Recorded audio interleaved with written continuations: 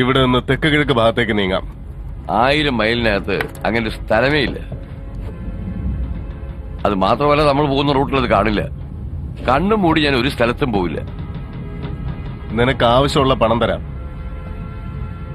ആ സ്ഥലത്തൊരു ചുക്കുമില്ല. അപ്പൊ പോയി നോക്കുന്നോണ്ട് തെറ്റില്ലല്ലോ.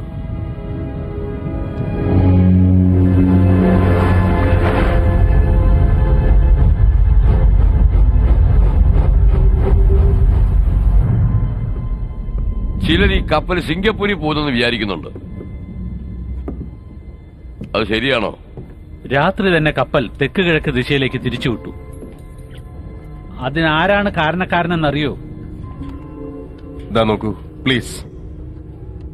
ഞാൻ പ്രശ്നം ഉണ്ടാക്കാൻ വന്നതല്ല. അറിയാം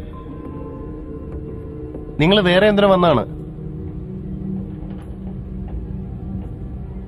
അതെ, ഞങ്ങൾ വന്ന് സ്കൾ ഐലൻഡിലേക്ക് പോകാനാണ്. അവിടെ ഒരു സിനിമ ഷൂട്ട് ചെയ്ത് ജനങ്ങളെ കാണിക്കാൻ പോവുകയാണ്. ഭൂപടത്തിൽ ഇല്ലാത്ത ഒരു ദ്വീപ് സിനിമാ പ്രേമികൾക്ക് കാണാം. അത് കഴിയുമെന്ന് എനിക്ക് തോന്നുന്നില്ല. എന്നുവെച്ചാ 7 വർഷം മുമ്പ് ഞാനും മിസ്റ്റർ ഹേസും നോർവേ കപ്പലിൽ ജോലി ചെയ്തിരുന്നു. ആ സമയത്ത് കടലൊരാൾ പൊങ്ങിക്കിടന്നിരുന്നു. അവനെ ഞങ്ങൾ രക്ഷിച്ചു. സമുദ്രയ്ക്ക് തെക്ക് ഭാഗത്തുള്ള ദ്വീപിൽ കപ്പൽ കരയ്ക്കനഞ്ഞു. മഞ്ഞുകൊണ്ട് ആ ദ്വീപ് മൂടപ്പെട്ടിരുന്നു. ആ ദ്വീപിൽ ഒരു വലിയ ചുമരുണ്ടായിരുന്നു.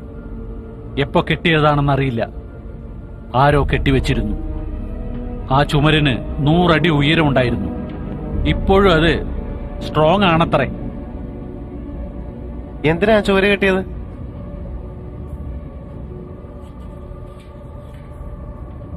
ആ ദ്വീപില് ഏതോ ഒരു ജീവിയുണ്ടത്രേ.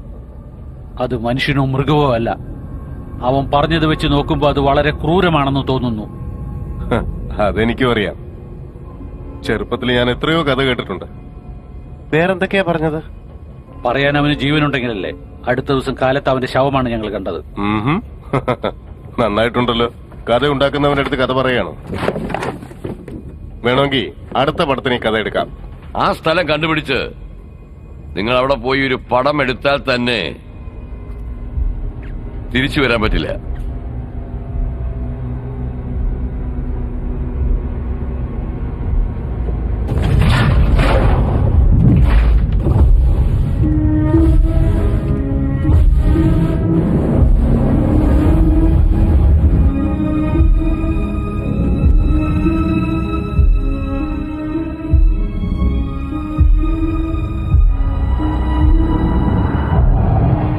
മഞ്ഞുകൊണ്ട് ആ ദ്വീപ് മൂടപ്പെട്ടിരുന്നു.